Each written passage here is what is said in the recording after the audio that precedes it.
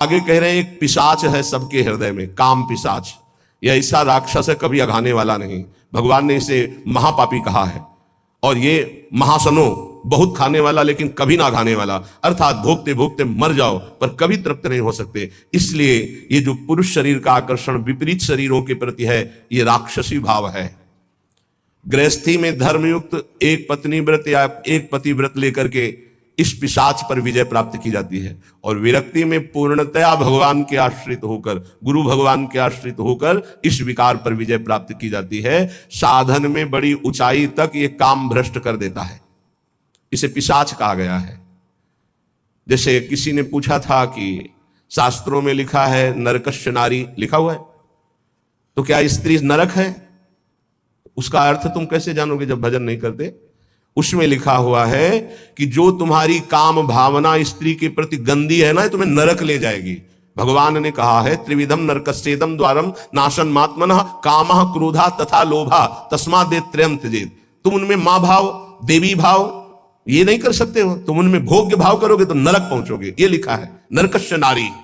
जो नारी के प्रति काम भोग की भावना से देखता है सब माताओं बहनों की तरफ, उसका नरक जाना निश्चित है। अशुभ गति को व्यभिचारी प्राप्त होता है। जो शास्त्रों की भाषा को नहीं समझते वो शास्त्रों के प्रति अंगुली उठाने लगते, उसमें ऐसा लिखा है। ये बड़े बड़े देशभक्त, बड़े बड़े भगवत भक्त इन माताओं से प्रकट होते हैं। हमारे भाव को पिशाच कहा गया है। ये देखो, पिशाच चढ़ जाता है तो कैसा राक्षस होता है, कैसा व्यवहार करता है। उस सृष्टि में आप आंख खोल के देख लो। मनुष्य कोई ऐसा कर सकता है? राक्षस करता है, पिशाच करता है। ये काम पिशाच है। ये चढ़ जाए तो पूज्य और जिनका हम रक्षण करना चाहिए उनका शोषण प्रारंभ कर देता है। ये ऐसा नीच है, भगवान बचावे।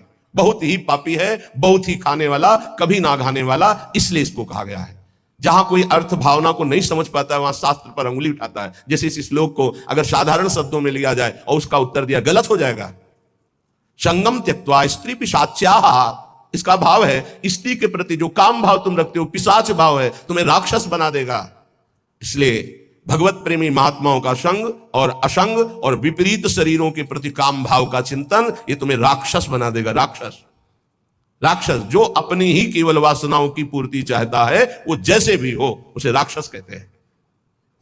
समस्त वासनाओं पर सम्यक प्रकार से विजय प्राप्त की हुई महात्मा को भगवत साक्षात्कार होता है।